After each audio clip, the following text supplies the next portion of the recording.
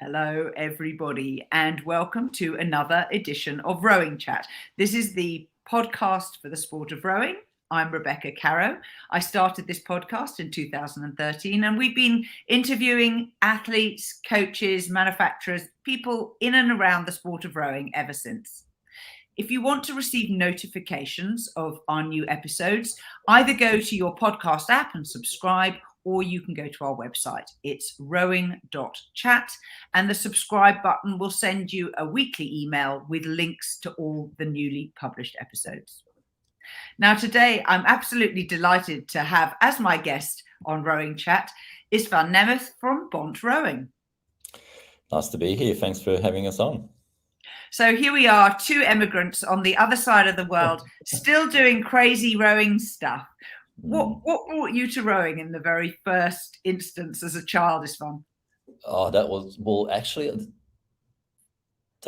have been at school. We were choosing and this is true story. We were choosing our sport, and I was sitting around with my friends, and we were trying to figure out what would be the easiest and most bludge-worthy sport. And we figured we'd go in a boat and we'd sit out there, have a chat, come back 40 minutes later, and the day's done. And that was literally my introduction to rowing. And then I think after 2 months, I was spending 5 days a week down at the club. And then after that, way too much more time down at the club. That's kind of how it started, actually. But you're also into cycling, because Bont is a brand that we mostly know from the sport of cycling. What got you into that?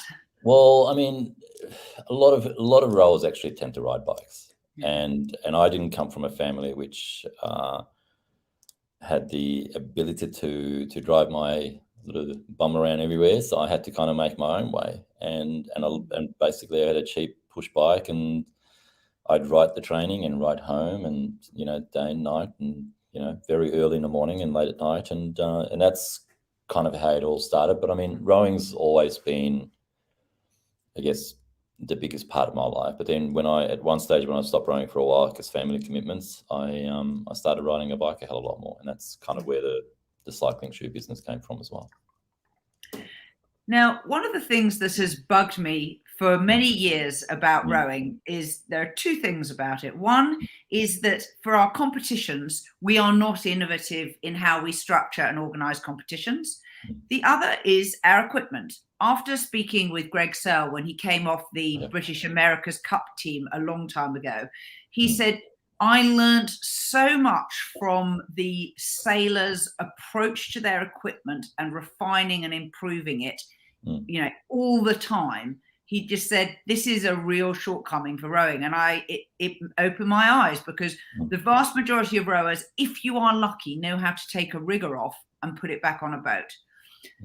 What got you into realizing that there was performance enhancement possible in rowing? I think it actually started back really with the cycling part when we started that. I mean, we started the cycling company about 14 years ago with this kind of premise of actually developing a shoe from scratch that was really based around performance enhancements and injury prevention. And we wanted to do something that was a lot more unique. I mean, the industry had been kind of 40 years doing the same thing, designing shoes that are essentially designed from an aesthetic reason or focus more than a performance. So we wanted to take it back to the drawing board and kind of go, okay, well, what does it actually turn a paddle? We took the same approach to the rowing part once we actually started, just saying, okay, well, within the stroke, you've got the drive, you've got the recovery, you've got catch, you've got finish, you've got all these different parts of the stroke. What actually happens to the feet? And there's a lot more that actually happens then than what most people think about. Again, going back to the cycling part, when we first started the cycling section, cyclists didn't look at shoes as an important factor.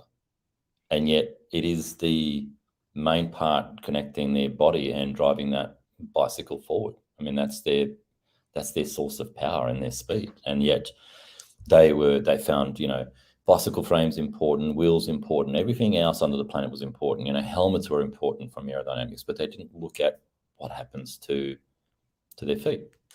And not just from a point of creating a stiff shoe that drives them, but also a shoe that's supportive and kind of works into the chain of the human body and allows you better, better stability for your ankles, better stability for your knees, which then go through to your hips and your lower back and in your upper back. So yeah, we're all connected. I mean, the body is connected from the top of your head down to the tip of your toes. And so we did a lot of work with that and realized there was a lot of benefits that we could gain in both performance and really, but the main part was just helping cyclists with injuries. Things like knee injuries and hip injuries and back injuries are very, very common in the sport. So when we started the rowing part, because I started rowing when I was 10 years old, basically. So I'm a long time in this sport. And again, we went back and we said, okay, well, this is what you do in a rowing stroke. How do we help an athlete? How do we make a difference in how they perform? And that's kind of where it started from. Back from the simplest of things of manufacturing a shoe that's actually the shape of a human foot that allows your foot to behave in the way that it's designed to behave, rather than being forced to behave based on what some person decided that your foot should be shaped like, which it's not. So let's just go into a little bit about human foot anatomy and the anatomy of a shoe. What is the shape of a human foot? Well, definitely not the shape of a, let me just find something here. There you go. Well, let's just say your foot is definitely not shaped like this. Okay. Mm-hmm. That's your typical sneakers, and all the rest of it. We won't talk about the brand, but there's this conception out there that from a design point that your shoes should have this kind of like this nice shape to it, and it's symmetrical and it looks pretty and everything else. But in actual fact, majority of the population have this long big toe, and then we have these toes that get gradually smaller, and we have this width up at the top, and we have these narrow ankles. And depending on where you come from in the world, you might have a wider forefoot, you might have a shallower arches and narrow heel cups and all these things. And then if you have Morton's toes, then your second toe is bigger. So there's all these differences. We did 20,000 laser scans of people's feet around the world to get an understanding of even the differences between different parts of the world, and there are significant differences. And then we thought, okay, well, how do we design something that is going to be the most neutral based on a foot? And there's 30 odd bones in a foot, and there's a lot of moving joints in there, and they all work together to create something that's actually pretty amazing when you think about it. Exactly. Here we are standing. The two-legged time, it's also amazing to point out, take away your big toe, you're going to have a real hard time standing up. All right. So everything in the foot relies on each other to function properly. And the other part of it, which a lot of people don't talk about, is what the foot does in creating this stable base for this chain that is the human body. We have 3 arches in the foot, for example, that all have to function properly. One of them actually goes bad and you have to start supporting it a little bit more, than that also has an effect. Things like, having your foot not supported in a correct way can create things like internal rotation of your legs. So your tibia and your femur, which then rotates your pelvis forward, which then puts stress on your lower back, which can then lead to problems in your thoracic spine. Chain reaction all the way up. So from our point, it was really about creating this shoe that gave you neutral support. And what I'll also say is that I think rowers should actually look at things like orthotics a lot more. Okay. Because whilst just define orthotics, because some people may not know what they are. Insoles, for example, that are supportive, that's designed around the shape of your actual foot or any sort of shortcomings that your feet has. Unfortunately, as we get older, things like arches, your transverse arch and your medial longitudinal arch tend to start playing up. And then once they go, you need a little bit more support to keep things tracking the way they should. But, we wanted to create something that was that provided good neutral support that you could actually base whatever you did with. So let's talk about what are the component parts of a shoe for the ill-informed. Components, there's lots of them. To keep it, I guess, from an anatomical point of view, I'll go with that. I mean, if you look at what we do, okay, let's try and get this right with the camera. You know, what we speak about, you know, the bigger toe, for example, and then leading down, giving you a nice shape of a human foot. Then you've got the wider forefoot area here for your first and fifth metatarsal area. So your, first metatarsal, fifth, right? Giving you that nice width. So when you're actually planting, when you're pushing with your feet, when you're driving, your feet can actually just spread out, relax, and give it a nice big surface area to get your stability going. You've got your arch area, for example, in our shoes, we have this section over here, which gives you stability, stops your foot from collapsing inwards. So what I was talking about before was when as you're driving through your feet, when your feet starts to pronate inwards or supinate inwards, the first thing that will happen is your legs will start to turn inwards or outwards, which then messes with things like your knee tracking and then causes problems in the hip area. You know, we wanted to create something that had a nice anatomical heel cup, which basically means that once you're in it, your feet won't just slip out. You know, often we see this with both with rowing and with cycling is what tends to happen is when you've got a heel cup that's not holding you, the first thing that an athlete will do is actually start gripping with their toes just to stop their feet from coming out. And really, really easy to see. You just take out the inner soles in your shoes and you can see whether you've got this problem or not, because you'll see these indentation marks where your toes are. And if your shoes are the right shape and the right size and everything's working properly, you shouldn't have these massive indentations there. Okay. So that's, I guess, kind of this simple way of talking about it. Just, you know, it's not rocket science. It's actually fairly simple. Just creating something that's actually the shape of a human foot, which stops you from being squashed into something that's not the shape of your foot. So at a simple level, that's the component parts. Yep, that's kind of like the various parts of what makes up a rowing shoe. I mean, obviously there's, you know, in terms of how a shoe is structured, you know, we have our carbon forefoot, we've got carbon heel cup areas, we've got flex zones in there built into it. With our shoes now, you have lateral adjustment for them as well, so you can actually adjust how far your feet are apart inside the boat. So you've got all those sorts of parts that are, you know, built into it. But from an anatomical, from a biomechanical point of view, that's what I was talking about before in terms of the shaping, and what it allows you to do is kind of what you're talking about. So you're designing to take best advantage of the natural shape of a human foot, but also to support it in the job of work of being part of that kinetic chain in a sporting environment. Well, if you look at it this way, think about the average rowing shoe, which is actually quite narrow, and even the average sneakers. I mean, they're generally built a little bit narrow because let's face it, saves material, saves money. Okay, but what tends to happen is, so think about, hang on, where's the camera? Think about my hand as my foot. Okay, so you've got this narrow shoe that's squashing my feet together. In both in cycling and in rowing, you can get this. Some people actually suffer from, you know, kind of like a hot foot sensation, sort of like numbness around these joints. Now, what's actually causing that is because you've got this narrow shoe that's trying to restrict you. And basically, as you're pushing, your foot is trying to push down on this platform.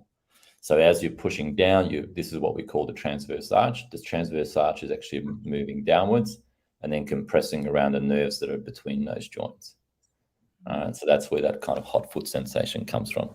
And it's what we want to get away from, because what we want to be able to do is just let the foot actually open up.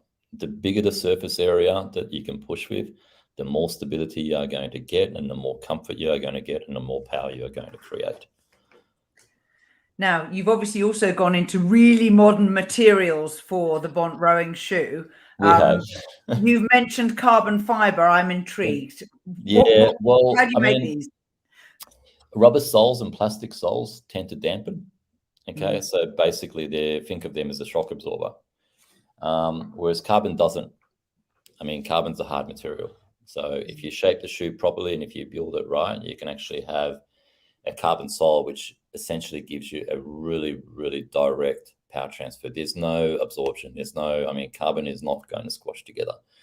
Whereas even some of the hardest rubber soles you'll find on shoes out there, that will compress. So if you're thinking about, especially that first half of the stroke being the most important in terms of driving speed, you're pushing off the front board, but at the same time, you're a lot of that power is actually being absorbed by this plastic/rubber sole underneath your feet.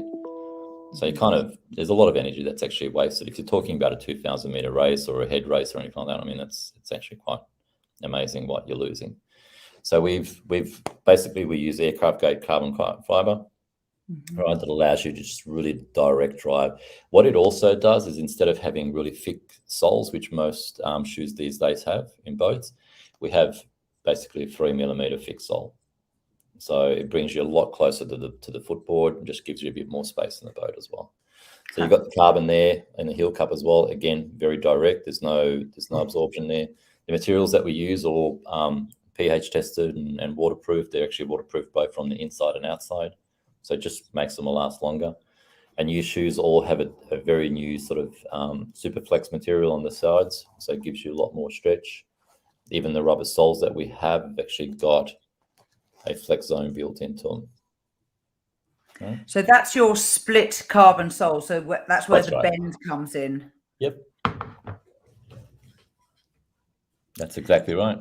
Just if you think about it. I see that. Does that actually mean that you don't need heel restraints, or that you do? You do need heel restraints, actually. Everybody should have heel restraints. In actual fact, I'm not going to be loved for saying this, but I know our ruling at the moment says that horizontal to boat is where we should adjust it to. I think for beginners and for juniors, it actually should be adjusted lower. Lower, yeah. Yeah, it's actually harder to get your feet. If you're upside down and you're the more looseness that you have in that string, the harder it is actually to get your feet out. So yes, that's true. If you think about, okay, so that's waterline, and that's basically your feet is, all right. So if you're allowed to let your foot go, to this sort of level, to that to horizontal with the water, in order to pull your feet out of the shoes, you've got to push your knees forward to the stern of the boat to pull your heels out. Whereas if it's only 7 centimeters, which is what it used to be, you literally can just go swim downwards and you'll disengage from it. It's a big challenge because, as everyone knows, feet vary and shoes and clubs are shared, and they tend to be lowest common denominator designed. So I, as a woman, have rowed in size 12 shoes for much of my rowing life. It is. I'm not. Yeah, I mean, we've got products that we've actually come out with now to make that a little bit simpler. So we do have a quick release system out there now, but people should be wearing their own shoes. I mean, it's something like, if you look at the university studies, I think it's something like 30% of the human population has actually got fungal disease on their feet. So true story. Yeah, my husband used to coach a boys' high school, and they put new shoes in the rowing boat one season, and a year later they had all rotted from the inside out. Yep. And if you're talking about athletes, it's over 50%. So, and even, okay, you take away the hygiene aspect of it, which is actually pretty disgusting. And I grew up doing it.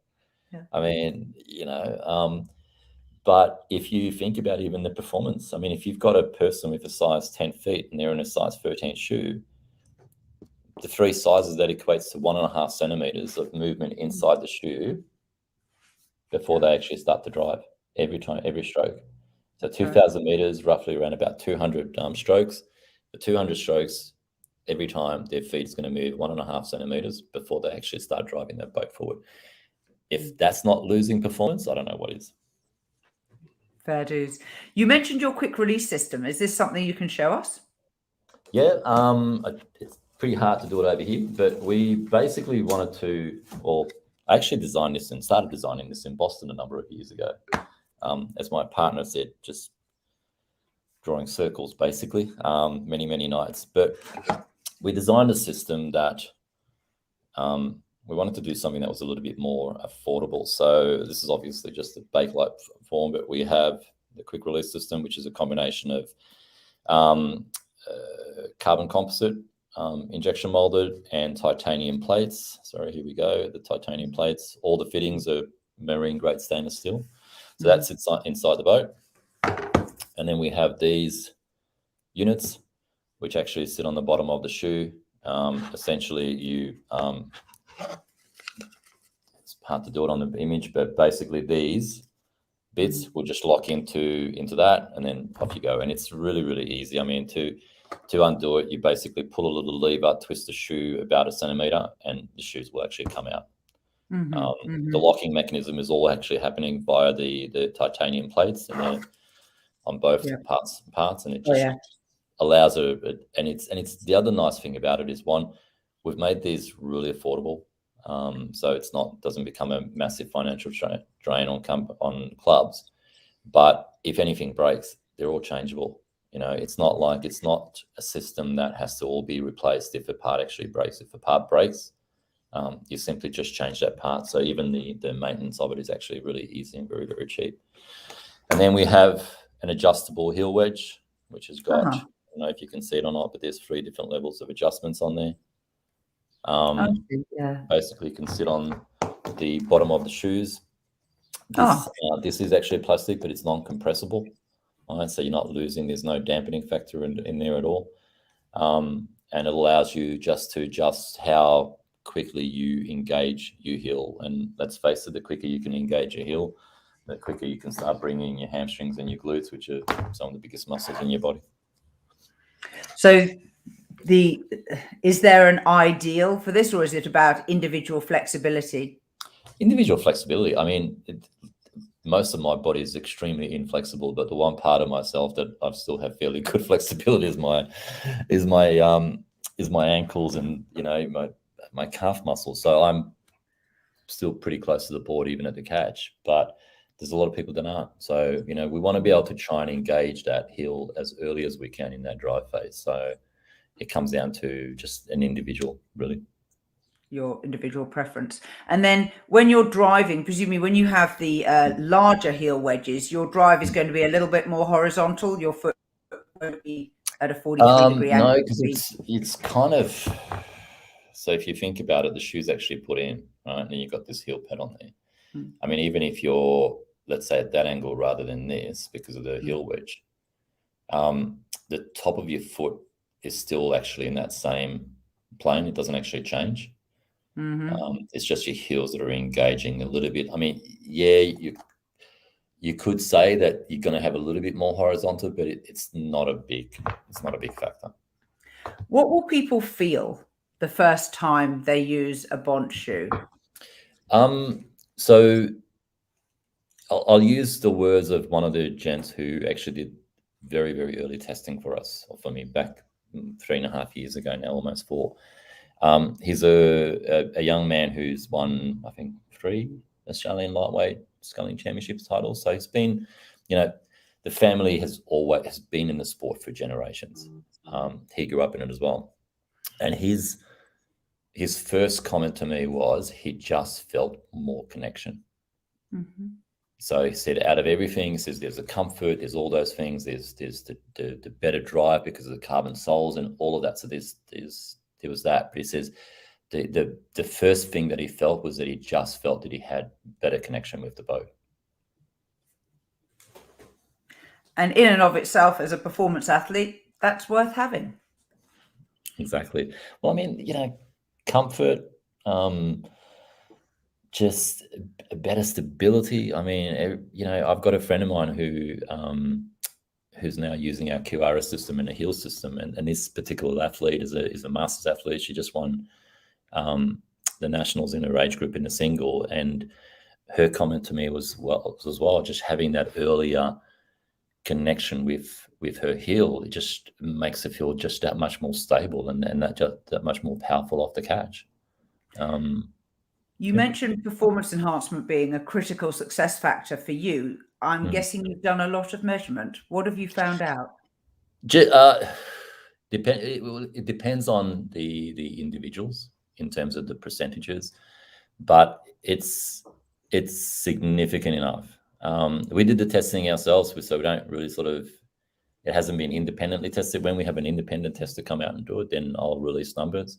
But we work with a lot of coaches around the world, and so far everybody's sort of backed up the fact that there is a significant gain there in terms of what they're able to achieve in that drive. But I mean, your elite athletes are going to be a lot more efficient than your older or your beginning athletes. Yeah. So, the percentages there, whilst, you might have you might have a 1.5 second, 2 second gain over 2,000 meters, for example, for an elite athlete. That's going to be a lot more significant in a masters athlete or a beginner. I mean, to give you, this is actually my favorite story, right? I'm going to share this. It is literally my favorite. We're at Budapest for the Masters Worlds, and I had a lady from one of the European associations who is on the board for the association, and she's a rower still competing at Masters, and she came up and said hello, and she said, I've had a lot of knee surgeries through injuries, and she says, I've spent my whole life rowing, and the lady was around my age, but she said, I started using your shoes and I stopped having knee problems. And she kind of actually even spoke to a doctor about it and everything else, and what it came back to was what we've been talking about, is just creating that stability, creating correct tracking of your knees, and which then helps your hips and your back and everything else. So shoes are important, and I can tell you now, even at senior level and at elite level, the number of coaches that don't realize how important they are is scary. And when you think about what creates most of our drive, legs. What is, apart from hanging on to those handles, which we're hanging on for life and death, so our legs can drive us. I mean, our biggest and single most important connection point is our feet. Istvan, take me through the process that a club management committee or board of directors might go through when considering a wholesale shift to a quick release system for the club. Well, we do. So the quick release system for me is actually not a revenue thing. And this is going to sound from a guy who runs a commercial company. It sounds a bit scary, but I guess the quick release system for me has always been about the shoes. It's never been about, I'm never gonna make a hell of a lot of money selling quick release systems. There's only X amount of seats inside in rowing around the world. All right, it's not going to give me a much better home. So for me, it's always been the creating that something that's gives the clubs the ability to, or the affordability to be able to do it. So we do all sorts of things. Like, we have all sorts of volume discounts on our shoes for clubs. We support a hell of a lot of clubs at junior level for next to nothing. But even the quick release systems, if clubs are changing over to our shoes and buying our shoes, we give them subsidies over the quick release system. Yeah. So, whereas it can be as low as paying basically, $18 or $20 for a set of quick release systems. Wow. So it really is there to just provide an ability for people to actually have their own shoes, which they should. And what should they do for visitors or members who don't have their own shoes? How many pairs and what sort of sizes should you have on the shelf? What we tend to do is, look, you always need people that are testing the shoe, trying the sport, learn to row programs, people that sometimes forget. So generally speaking, the clubs that we've worked with and who are doing it well normally have, like 20 pairs of shoes sitting there in boxes. That might be some of their older shoes that have actually been converted. It doesn't have to be the new ones. and you know, there are always going to be people, for example, that might not be in a financial position to be able to go and buy a pair of shoes. You'll have people, for example, that, like I said, either just new to the sport, don't know whether they want to stay with it or not.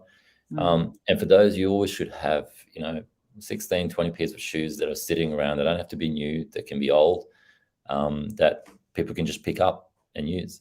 But apart from that, you know, could you imagine going out on a soccer field and there's two soccer games playing, one after the other, and after the first game comes off, the athletes go, "Oh, hey mate, can you give me a pair of shoes because I need to go and play the next game?" That's essentially what we do. So you can convert existing shoes just by bolting the quick release plate to the sole of the shoe. Yeah, you can. Very interesting. Not hard. No, brilliant. We try to make it simple.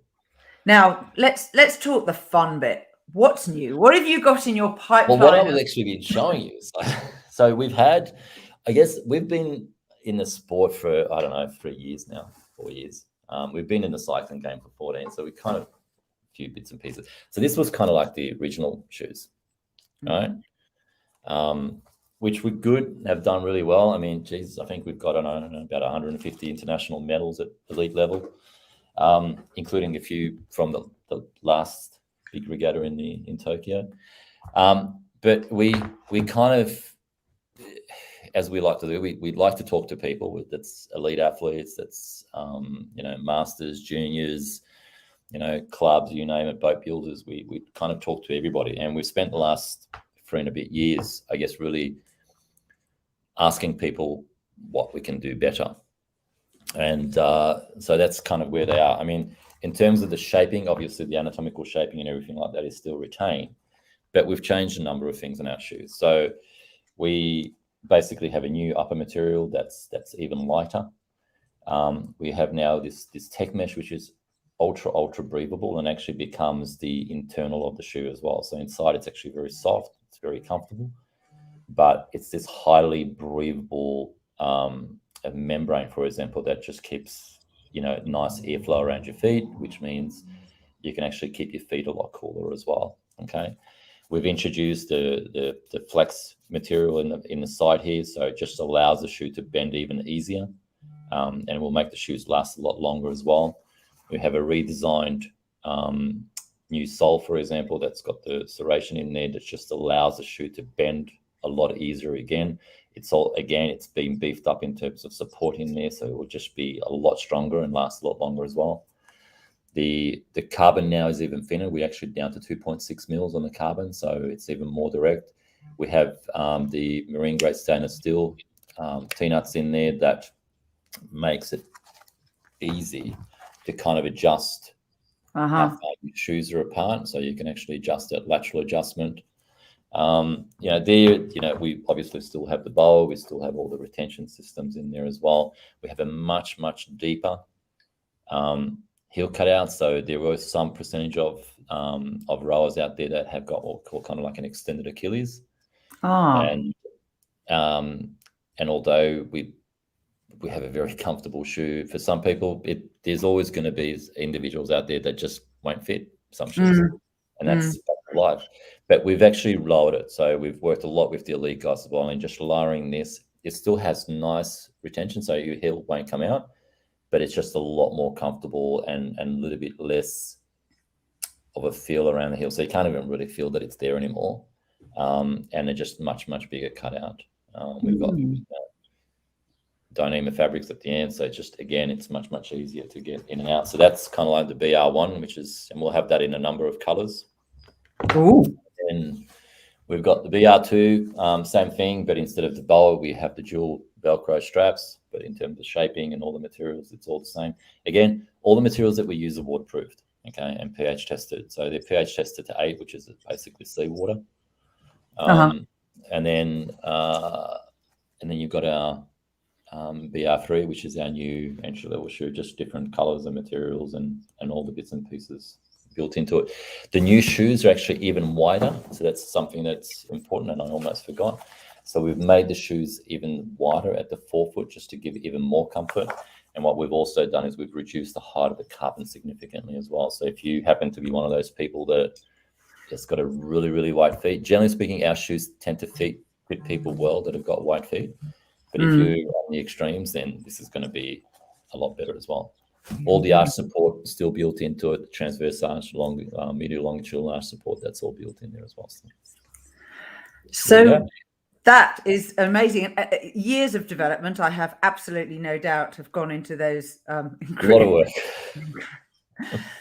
Now, let's tell people where they can connect with you. Your website is bontrowing.com, B-O-N-T rowing. Yep. Sorry. Yep, that's correct. You can actually contact us. We've got distributors and wholesalers pretty much all around the world. Like I said, we do. We've got a lot of, 16 pairs and up, you actually start getting volume discounts. I mean, our entry level shoes start at like $99 US a pair, right? So it's they're not expensive. Just with that, by the way, between the entry and our top levels in terms of the shaping and the support and everything else, it's the same. There's no penalty because you're not buying a $175 or $199 pair of shoes. Even if you're buying our $99 shoes, you're getting the same technology in terms of designs. The only thing that changes effectively is the materials. So whereas our top level shoes might be 100% aircraft grade carbon, our entry level shoes might be carbon composite base. Instead of a double Velcro, you have a single Velcro. So they're the things that change, a slightly different mesh. But in terms of the shaping and the comfort and the performance part, they're all pretty much the same. If I give you a magic wand, Istvan, and tell you can change anything in the world of rowing, what would you choose?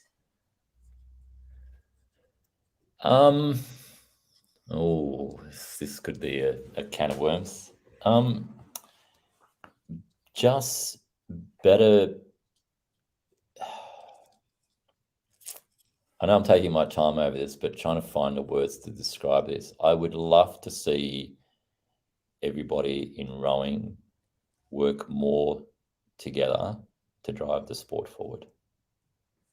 I would love to see the divisions. I mean, yes, we compete against each other and rowers can be competitive by nature, but I think I would love to see more clubs and associations and people around the world that have a passion for this sport to just stop squiggling about things and just work together more to great. I mean, I will always say this, to me, it's one of the most amazing sports on the planet. We get to go out there and watch the day being born. Every morning we're out there, when people say to me, what is the absolute most relaxing thing or most beautiful thing you've done? And I'll always go back to this one particular row. When I was a kid, I would have been 16 or 17. And it was a slight fog on the water, and I was out there by myself in the bay, and it was glass, and all I could hear was just that hollow sound of the oar just entering the water and the slide. And that was, like I said, I would have been about 16. I'm 52 now, so that was a fair few years ago, and that will always be with me. So yeah, that's it's an amazing sport. I would just love to see that being shared more and just people in the sport at all levels just working better together. So that would be my. I seriously hope we can give you the magic wand and really make that happen. Oh yeah, wouldn't it be nice? There's some amazing people in the sport. There really is. I think. Yeah. Anyway, all good. Istvan Nemeth, it's been a delight having you on Rowing Chat. Thank you for the guided tour of the amazing range of Bont Rowing shoes.